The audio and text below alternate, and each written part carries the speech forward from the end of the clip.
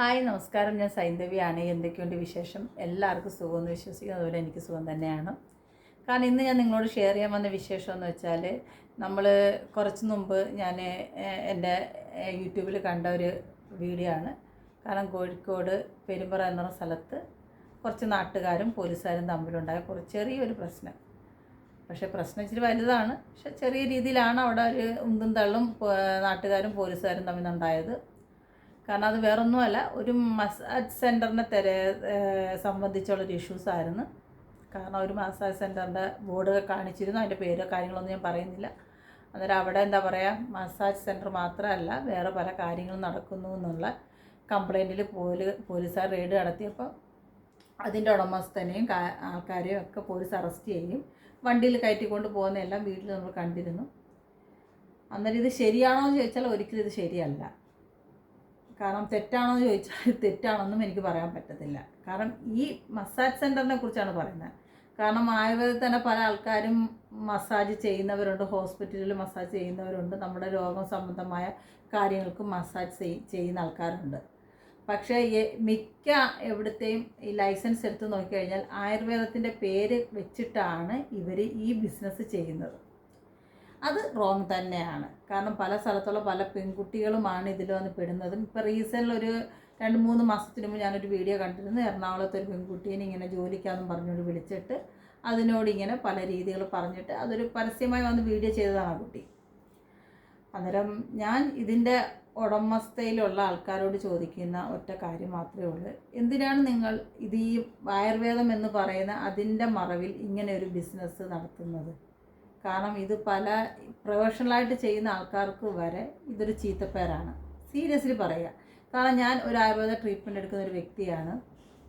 കാരണം എൻ്റെ ഡോക്ടറും എനിക്കും ഇങ്ങനെ എന്താ പറയുന്നത്, എനിക്ക് അസുഖമില്ലാത്ത സമയത്ത് എനിക്ക് 7 ദിവസം കിഴിയും കാര്യങ്ങളും എല്ലാം പറഞ്ഞതാണ്.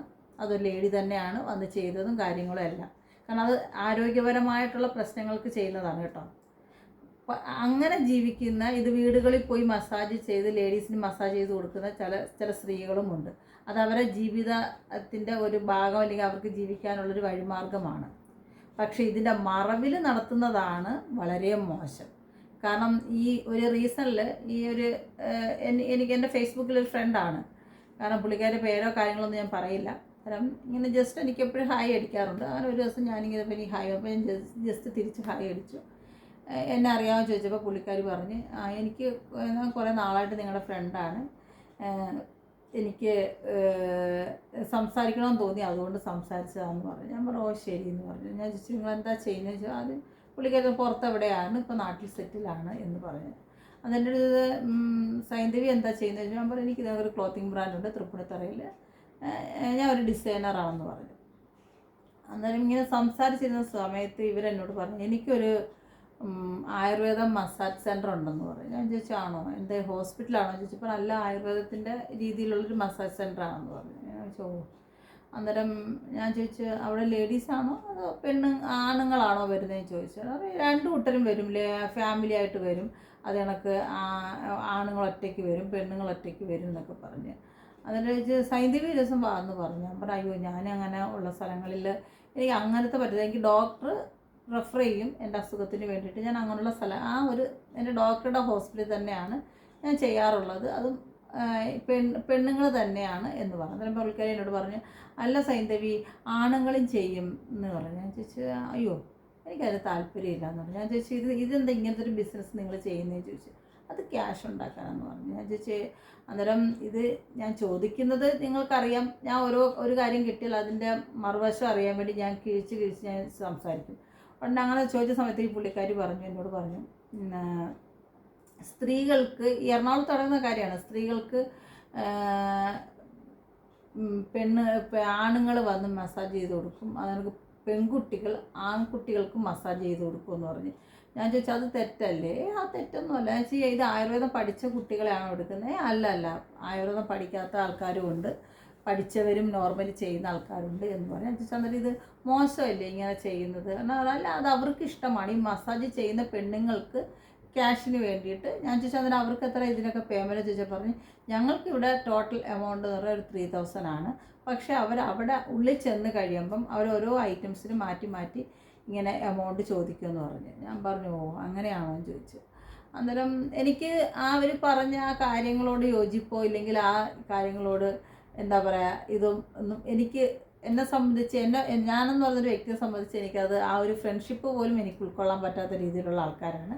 അപ്പം ഞാനത് അവിടെ വെച്ച് ആ ഒരു സബ്ജക്റ്റും ക്ലോസ് ചെയ്തു. എന്നിട്ട് ഞാൻ പറഞ്ഞു ശരി, അവരിത്തിരി തിരക്കാണ്. അന്നേരം ചോദിച്ച് സൈന്ധവി രാത്രിയിൽ ഫ്രീ ആയിരിക്കുമോ എന്ന് ചോദിച്ചു. ഞാൻ പറഞ്ഞു അല്ലല്ല, ഞാൻ അങ്ങനെ രാത്രിയിൽ അങ്ങനെ ആരോടും ഫോണിൽ സംസാരിക്കാൻ എനിക്ക് താല്പര്യമില്ല, ഞാൻ ചെയ്യാറുമില്ല എന്ന് പറഞ്ഞു. ആ ഓക്കെ, ഞാൻ ഇടയ്ക്കിടയ്ക്ക് വിളിക്കാമെന്ന് പറഞ്ഞ് ഈ ലേഡി ഫോൺ വെച്ച്. അന്നേരം എനിക്കൊരു ഡൗട്ടായിരുന്നു ഇത് ആണാണോ പെണ്ണാണോ എന്നുള്ള ഡൗട്ടായിരുന്നു. പക്ഷേ ഇതൊരു ലേഡിയുടെ ഫോട്ടോ ഒക്കെയാണ്. അവർ ഇന്ന സ്ഥലത്താണ് താമസിക്കുന്നത്, ആ മസാജ് സെൻ്ററിൻ്റെ മുന്നിൽ തന്നെയാണ് താമസിക്കുന്നത് എന്നൊക്കെ ഇവരിങ്ങനെ പറഞ്ഞു. അന്നേരം ഒരു ദിവസം ഞാൻ സൈന്ധവിയെ കാണുന്നുണ്ടെന്നൊക്കെ ഈ സ്ത്രീനെ പറഞ്ഞു. ഞാൻ പറഞ്ഞു ആ ഓക്കെ, നമ്മളിപ്പോൾ ഒരാൾ കാണുന്നത് നമ്മളെ തീരുമാനിക്കുന്നത് അവരെ കാണണോ വേണ്ടി. ഞാൻ പറഞ്ഞു ശരി എന്ന് പറഞ്ഞ് ഞാൻ വെച്ചു. പിന്നെ ഞാൻ അവരെ കോൺടാക്റ്റ് ചെയ്യാനോ ഇല്ലെങ്കിൽ അവരെന്നെ വിളിക്കാനോ സംസാരിക്കാനോ മെസ്സേജ് അയച്ചാൽ പോലും ഞാൻ മറുപടി കൊടുക്കത്തില്ല. കാരണം അവർക്ക് മനസ്സിലായി എനിക്ക് ഇത് കേൾക്കാനോ സംസാരിക്കാനോ ഇൻട്രസ്റ്റ് ഇല്ലാത്തൊരു വ്യക്തിയാണെന്ന് ഇവർക്കത് മനസ്സിലായതുകൊണ്ട് പിന്നെ അവർ എന്നെ അപ്രോച്ച് ചെയ്യാൻ വന്നിട്ടില്ല. അന്നേരം അവർക്ക് വേണ്ടത് കസ്റ്റമറെയാണ് ഇവർ ഈ ഫേസ്ബുക്കിൽ വന്നിരുന്ന് വിളിക്കുന്നത്. ഇപ്പം മിക്ക ലേഡീസും ഇങ്ങനെയൊക്കെ ചെയ്യുന്നുണ്ടെന്നാണ് അവരെന്നോട് പറഞ്ഞത്. എൻ്റെ അറിവിൽ എനിക്കുണ്ടോ ഇല്ലെന്ന് എനിക്കറിയില്ല. എൻ്റെ ഒരു ഫ്രണ്ട്സും ഇങ്ങനെ മസാജ് ചെയ്യാൻ പോയതായിട്ടോ ഇല്ലെങ്കിൽ ചെല്ലുന്നതായിട്ടോ ഒന്നും എനിക്കറിവില്ല. അന്നേരം ഞാൻ ഇവരോട് പിന്നെ എനിക്ക് മെസ്സേജ് അയച്ചതുമില്ല, ഞാൻ സംസാരിച്ചതുമില്ല. അപ്പം ഞാൻ ഇത് കണ്ടപ്പോൾ ഞാൻ ആലോചിക്കുകയായിരുന്നു, ഈ ലോകം എന്ന് പറയുന്നത് ഈ സ്ത്രീകൾ എങ്ങനെയും പൈസ ഉണ്ടാക്കാമെന്ന് വിചാരിച്ച് മാത്രം ജീവിക്കുകയാണോ എന്നാണ്. കാരണം ഇപ്പം നമ്മുടെ ഗവൺമെൻറ് തന്നെ തൊഴിലുറപ്പ്, ഞാൻ അന്ന് ആ പേര് പറയാൻ പറ്റും, തൊഴിലുറപ്പ് ഡെയിലി 350-400 രൂപ എങ്ങാണ്ട് തൊഴിലുറപ്പ് ജോലിക്ക് കിട്ടും.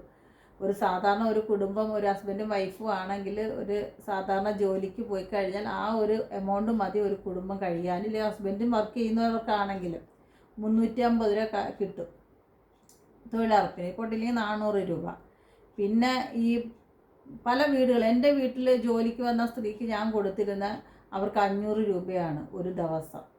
ആലോചിച്ച് ഒരു ദിവസം അവർക്ക് 500 രൂപയാണ്. അതിൽ അവർ മാസം എത്ര രൂപ സമ്പാദിക്കും നിങ്ങളൊന്ന് ആലോചിച്ച് നോക്ക്. അന്തസ്സായിട്ട് വന്ന് ജോലി ചെയ്ത് അവർ അന്തസ്സായിട്ട് നമ്മൾ ആഹാരം കൊടുത്താൽ മാത്രം അവർ കഴിക്കും, ഇല്ലെങ്കിൽ ഒന്നും മിണ്ടില്ല പോവും.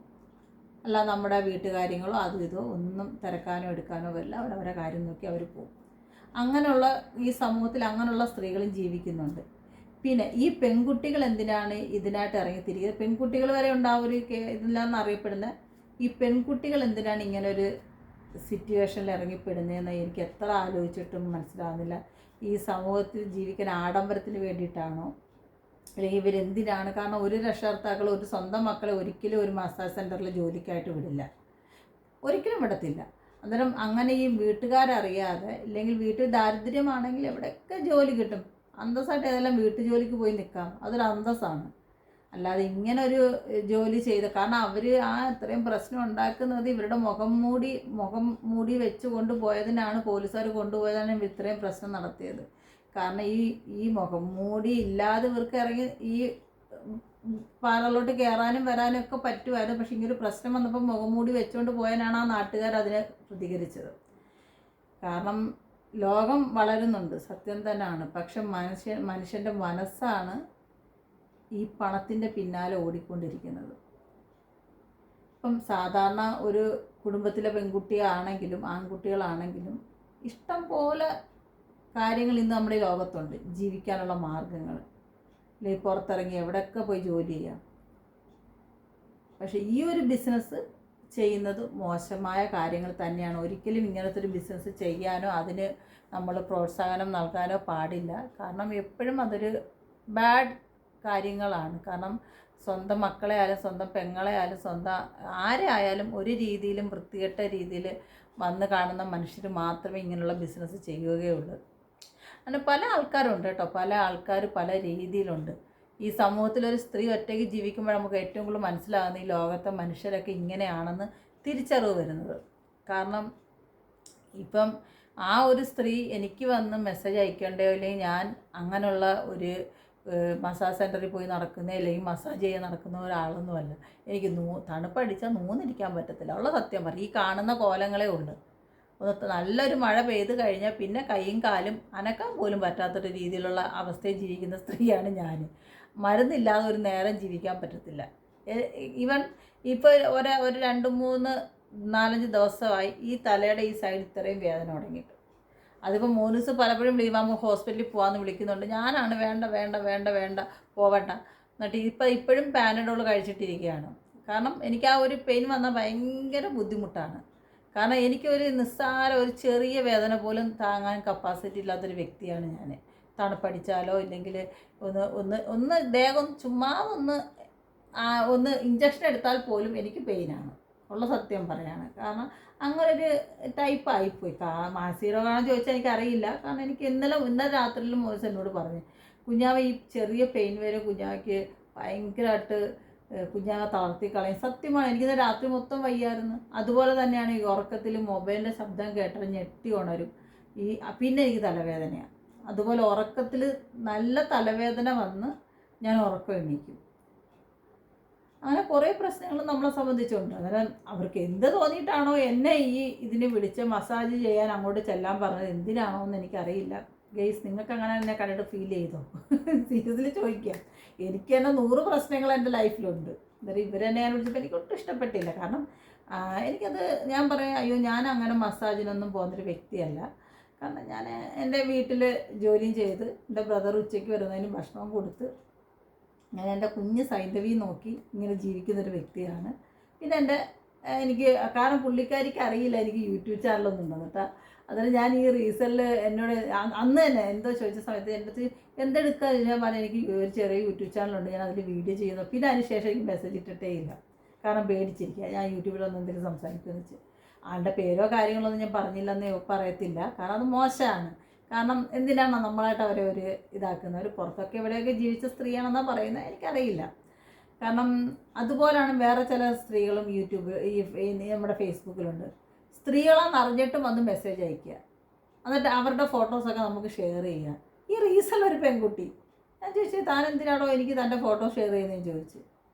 അതൊന്നുമില്ല ചേച്ചിക്കൊന്ന് കാണാൻ പറഞ്ഞു. എനിക്ക് ഇങ്ങനത്തെ ഫോട്ടോസൊന്നും കാണണ്ട മോളെ എന്ന് പറഞ്ഞു. സീരിയസ്ലി എന്താണ് ഈ പെണ്ണുങ്ങളെ കുറിച്ച് ചിന്തിക്കുന്നത്? എനിക്കറിയാൻ വയ്യ. സീരിയസ്ലി പറയാം, എനിക്കറിയാൻ വയ്യ. ഈ പെണ്ണുങ്ങൾ എന്താണ് വേറുള്ള പെണ്ണുങ്ങളെ കുറിച്ച് ചിന്തിക്കുന്നതെന്നാണ് ഞാൻ ആലോചിക്കുന്നത്. കാരണം പൊതുവേ എന്താ പറയുക, ഞാനൊരു ഒതുങ്ങിയ ടൈപ്പാണ്. എൻ്റെ ലൈഫിൽ ഞാൻ ഒതുങ്ങി ജീവിക്കുന്നതാണ്. ഞാനൊരു അമ്പലവാസിയാണ്. കാരണം എനിക്ക് ദൈവങ്ങളോട് ചേർന്ന് ജീവിക്കാനാണ് ഞാൻ ആഗ്രഹിക്കുന്നത്. എനിക്ക് ഇഷ്ടവും അതാണ്. അല്ലാതെ എന്താ പറയുക, ഈ അടിച്ചുപൊളി ലൈഫൊന്നും എന്നെക്കൊണ്ട് പറ്റുന്ന ഒരാളല്ല. എന്നെക്കൊണ്ട് പറ്റത്തില്ല, എൻ്റെ മോനൂസിനെ കൊണ്ട് പറ്റത്തില്ല. ഇന്നലെ രാത്രി ഞാനും മോനൂസും കൂടെ അതായത് പറയുന്നത്. കാരണം ഞങ്ങളുടെ ഫ്ലാറ്റിൽ എവിടെയോ ഒരു DJ പാർട്ടിയുടെ സൗണ്ട്, ബോക്സിൻ്റെ സൗണ്ട് പാട്ട് കേൾക്കുന്നു. ഞാൻ മോനൂസ് എവിടെയാണിത് ഈ പാട്ട് കേൾക്കുന്നത്? അന്നേരം മോനൂസ് പറയാം, നമുക്കിതൊന്നും കാരണം ഭയങ്കര ഒച്ച സൗണ്ട്. കാരണം നമ്മൾ രാത്രി കിടന്ന് ഉറങ്ങുന്നില്ല, നമ്മൾ ഇരിക്കുന്നതാണ്, അത് നമ്മളെ ചെവിയിലൊന്നും അടിക്കുന്നുണ്ട്. അന്നേരം മോനൂസ് എന്നോട് പറയാം, എൻ്റെ കുഞ്ഞാവേ നമുക്കിത് പറ്റാത്തത് നമ്മൾ രണ്ടുപേരും അങ്ങനത്തെ ടൈപ്പല്ല. കാരണം ഞങ്ങൾക്ക് രണ്ടുപേർക്കും അങ്ങനത്തെ രീതികൾ ഫ്രണ്ട്സോ കാര്യങ്ങളൊന്നും ഇല്ല കേട്ടോ. സത്യം പറയാം, എനിക്ക് മോനൂസിന് ഞാനും മാത്രമേ ഉള്ളൂ. അല്ലാതെ ഞങ്ങൾക്ക് രണ്ടുപേർക്കും പുറത്ത് വിട്ട് അല്ലെങ്കിൽ പുറത്ത് ഞങ്ങളോട് ചുറ്റാൻ വരാനും, നിങ്ങൾ ഇന്ന് വരെ നിങ്ങൾക്ക് എൻ്റെ വീഡിയോ കണ്ടാലും എൻ്റെ ഇൻസ്റ്റാഗ്രാം കണ്ടാലും നിങ്ങൾക്കറിയാൻ പറ്റും. എൻ്റെ ഇൻസ്റ്റാഗ്രാമിലൊന്നും പുറത്തുനിന്ന് ഒരു വ്യക്തികളും ഇന്ന് വരെ ഇല്ല. എവിടെ പോയാലും ഏതെങ്കിലും ഒരു അമ്പലത്തിൽ പോകുന്നു തിരിച്ചു വരുന്നു. ഈ ഞായറാഴ്ച ദിവസങ്ങളിൽ ഞങ്ങളുടെ സ്ഥിരം ജോലി എന്ന് വെച്ചാൽ രാവിലെ ഉറക്കം എണീക്കും. ഒരു 10 അന്നാണ് ഞങ്ങൾ ലേറ്റായിട്ട് ഉറക്കം എണീക്കുന്നത്. അല്ലെങ്കിൽ ഞങ്ങളൊരു 7 മണിയാകുമ്പോൾ ഉറക്കം എണീക്കും. 10-11 മണിയാകുമ്പോൾ ഉറക്കം എണീക്കും. ഇങ്ങനെ ഒന്നെങ്കിൽ ഞാൻ കാപ്പി ഇടില്ലെങ്കിൽ മോനൂസ് കാപ്പി ഇടും. അതും കൊണ്ടുവന്ന് ഇവിടെ ഇങ്ങനെ ഈ സോഫയിൽ മോനൂസ് ആ ബീൻ ബാഗിൽ മോനൂസിൻ്റെ സ്ഥിരം ഇരിക്കുന്ന ബീൻ ബാഗാണ്, അതിലിങ്ങനെ ഇരിക്കും. ഇരുന്നിട്ട് നമ്മളെവിടെ പോകുന്നത് മോനൂസ് ഞാൻ ചോദിക്കും. അവൻ ചോദിക്കും എവിടെ നമ്മൾ പോകുന്നത് എന്ന് ചോദിക്കും. അപ്പോൾ ഞാൻ ചോദിക്കും മോനൂസ് പറ എവിടെ പോകണ്ടേന്ന്. അന്നേരം മോനൂസ് പല പല സ്ഥലങ്ങൾ പറയും ഭക്ഷണം കഴിക്കാനുള്ള. അതൊരു മൂടില്ല. നമുക്ക് വൈകുന്നേരം അമ്പലത്തിൽ പോവാം. അന്നേരം ഇപ്പം നമ്മൾ തൃശ്ശൂർ അമ്പലത്തിൽ പോകണമെങ്കിൽ ഇവിടുന്ന് ഒരു 3 മണിയാകുമ്പോഴേ റെഡി ആവണം. അന്നേരം എൻ്റെ അടുത്ത് നമുക്ക് അമ്പലത്തിൽ പോവാം ശരി എന്ന് പറയും. ഇവിടെ ഞാനും 3 ദിവസം അണിഞ്ഞൊരുങ്ങി വലിയ 3 ദിവസം വലിയ മുണ്ടൊക്കെ കൊടുത്ത് ഭയങ്കര സെറ്റപ്പ് ഗ്ലാസ്സൊക്കെ വെച്ച് ഞാനും നല്ല സാരിയൊക്കെ കൊടുത്ത് പോകുന്ന അമ്പലത്തിൽ. ആ അമ്പലത്തിൽ പോകാമെന്നും പറഞ്ഞിട്ട് ഇറങ്ങുമ്പോൾ ഇവിടെ പോകുന്നത് പൂർണ്ണത്രേശ്യൻ്റെ മുമ്പിലോട്ടായിരിക്കും പോകുന്നത്. ഞായറാഴ്ച ദിവസം അവിടെ പോയി ഒരു ചുറ്റൊക്കെ ഇട്ട് തൊഴുത് എന്നാൽ ശരി നമുക്കിനി വീട്ടിൽ പോവാം. ഞങ്ങൾ രണ്ടുപേരും നേരെ തിരിച്ച് അതേപോലെ ആ ഒരുങ്ങിക്കെട്ടി പോക്ക് കണ്ട ദൂരെ എവിടെ പോകുന്ന രീതിയിലാണ് രണ്ടുപേരും കൂടെ പോകുന്നത്. മാക്സിമം പോയാൽ 1 മണിക്കൂർ തിരിച്ച് വീട്ടിൽ വരും. വീട്ടിൽ വന്ന് വീണ്ടും ടി വി ഓണാക്കും. ഞങ്ങൾ രണ്ടുപേരും ഇരുന്ന് ടി വി കാണും. ഇതാണ് ഞങ്ങളുടെ ജീവിതത്തിൻ്റെ ഒരു പോക്ക്. ഡെയിലി പിന്നെ മോൻസ് രാവിലെ ഷോപ്പിൽ പോകുന്നു. കറക്റ്റ് 1:15 മുമ്പ് മോൻസ് ഇവിടെ ഊണ് കഴിക്കാൻ വരും. ഊണ് കഴിച്ചിട്ട് ഒരു 1:30-2 മണിയാകുമ്പോൾ മോൻസ് 2:15 മോൻസ് തിരിച്ചു പോകും. തിരിച്ചു പോയി പിന്നെ മോൻസ് വരുന്നത് കറക്റ്റ് 8:15 നമ്മുടെ ഹോണിംഗ് ബെല്ലടിക്കും. 8:15 മോൻസ് അകത്ത് വരും. വന്നു കഴിഞ്ഞാൽ നേരെ പോയി കുളിച്ചിട്ട് വന്നിട്ട് ഈ ടി വി ഓണാക്കും. എന്തെങ്കിലും അവന് ഈ നൈറ്റ് ചോറൊന്നും കഴിക്കുന്നത് ഇഷ്ടമല്ല. അന്നേരം രാവിലത്തെ കാപ്പിന് എന്തെങ്കിലും സാധനം ഉണ്ടെങ്കിൽ അത് മാറ്റി വെച്ചേക്കും. ഒന്നെങ്കിൽ അത് ചൂടാക്കും, ഇല്ലെങ്കിൽ ദോശമാവ് ഇരിപ്പണമെങ്കിൽ ദോശ വിടും. ഇതേ ഇവിടെ വന്നിരിക്കും, ഈ ടി വി കാണും. ഇങ്ങനെയാണ് ഞങ്ങളുടെ ജീവിതം ഇങ്ങനെ പോയിക്കൊണ്ടിരിക്കുക. ഞങ്ങൾക്ക് ചില സമയത്ത് ബോറടിക്കാറുണ്ട്, സീരിയസ്ലി പറയാം. എന്നിട്ട് ഞാൻ പറഞ്ഞു ദിവസം ബോറടിക്കുന്നു. അത് അവരും പറയും ബോറടിക്കുന്നു. ഈ പരസ്പരം പറച്ചിൽ മാത്രമേ ഉള്ളൂ കേട്ടോ, വേറെ ഒരു കാര്യങ്ങളും ഇല്ല. കാരണം അങ്ങനെ ഇരിക്കുന്ന ജീവിതമാണ് ഞങ്ങളുടേത്. എന്നിട്ട് ഇവർ വന്നിട്ട് എന്നെ മസാജിന് വിളിച്ചതാണ് ഉള്ളത്. സത്യം പറഞ്ഞാൽ ഇത് ഈ ഒരു സ്ഥലത്തെ വീഡിയോ കണ്ടപ്പോഴാണ് എനിക്കിത് നിങ്ങളോട് ഷെയർ. ഇങ്ങനെ പല പെണ്ണുങ്ങളും നമ്മുടെ ഫേസ്ബുക്ക് ആയാലും ഇൻസ്റ്റാഗ്രാം ആയാലും ഇങ്ങനെ മെസ്സേജിൽ വന്ന് പല സ്ത്രീകളും മെസ്സേജ് അയക്കും. ദൈവത്തെ തന്നെ സഹോദരികൾ അതിലേക്ക് ചെന്ന് വീഴരുത്, അതൊക്കെ ഭയങ്കര ഉടായിപ്പാണ്. കാരണം ഇപ്പോൾ തന്നെ ഈ പെൺകുട്ടികൾ ഇനിയിപ്പോൾ ജാമ്യത്തിലെടുക്കണം, അവരെയൊക്കെ പേര് തന്നെ എന്ത് ലെവല് മാറും. അവരെ നാട്ടുകാരറിഞ്ഞാലോ, പല സ്ഥലത്തുള്ള സ്ത്രീകളാണ് വർക്ക് ചെയ്യുന്നത്. അവരെ നാട്ടുകാരറിഞ്ഞാൽ അവരെ കാണുന്ന ആറ്റിറ്റ്യൂഡ് എന്തായിരിക്കും.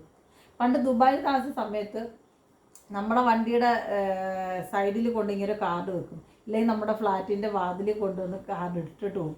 കാരണം ഇതിനൊക്കെ മസാജ് സെൻ്ററാണ് അവിടെയുള്ളത്. കാരണം ഇവിടെയൊക്കെ പല ആണുങ്ങളും പോകുന്നുണ്ടെന്നേ, സീരിയസ്ലി. കാരണം പല ആണുങ്ങളും പോകുന്നുണ്ട്. അന്നേരം ഞാൻ ഇങ്ങനെ ആലോചിക്കുന്നതും ഇതൊക്കെ അവിടെയൊക്കെ ആണെങ്കിൽ ഇതൊന്നും തെളിവ്, ഇതിൻ്റെ ലൈസൻസ് ഒന്നും ഇല്ലെങ്കിൽ പോലീസ് പിടിച്ച് അകത്തിട്ട് കഴിഞ്ഞാൽ ഭയങ്കര പണിയാണ്.